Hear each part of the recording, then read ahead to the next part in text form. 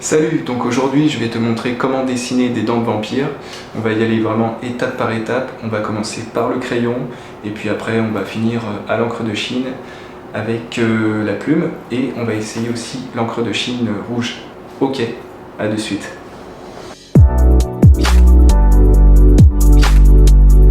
Donc là on commence à esquisser vraiment de manière succincte et légère des formes, des courbes, des cercles. Là, comme tu peux le voir, j'ai mis des guides, des lignes qui permettent de répartir les dents de manière symétrique et proportionnelle. Petit à petit, je commence à renforcer les lignes.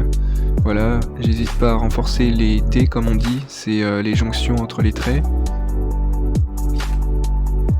Je commence à poser mes ombrages. Alors, ce qui est bien de faire dans l'ombrage, c'est d'assembler du mieux qu'on peut toutes les ombres pour qu'elles soient unifiées et surtout pour faire ressortir la forme globale, pour qu'on ait vraiment une impression de 3D en fait, une impression de relief et que ça puisse vraiment faire ressortir les contrastes de cette manière-là. Donc là j'enchaîne avec la plume et l'encre de Chine.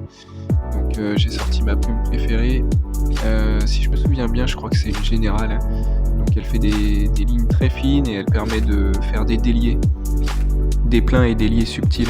Donc les pleins, c'est quand la plume fait des traits épais et les déliés, c'est quand elle fait des traits fins. Donc là, comme on peut le voir, je renforce les T. Donc c'est la jonction entre les lignes. Ça permet de rendre au dessin,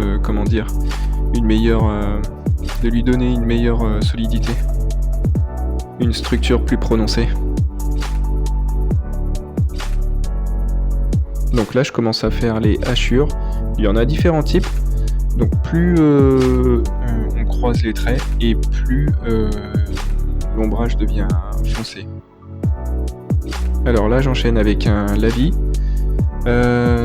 J'en fais pas souvent et le papier n'est pas spécialement adapté, mais je trouve que c'est sympa pour marquer les contrastes et je trouve que ça se marie bien avec les lignes à l'encre de Chine avec la plume. Alors ne faites pas comme moi, n'hésitez pas à bien humidifier le papier avant de commencer un lavis ou bien de l'aquarelle, parce que sinon je trouve que le rendu est un petit peu trop brut. Donc ça permet une meilleure dilution et on peut faire des dégradés un petit peu plus sympas et puis les couleurs se mélangent mieux aussi de cette manière-là. Alors là j'enchaîne avec de l'encre rouge. Je kiffe dessiner aussi avec des encres de couleur, c'est super sympa à la plume.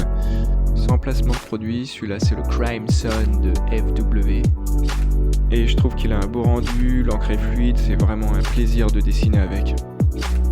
Et voici le résultat final. Merci pour le visionnage.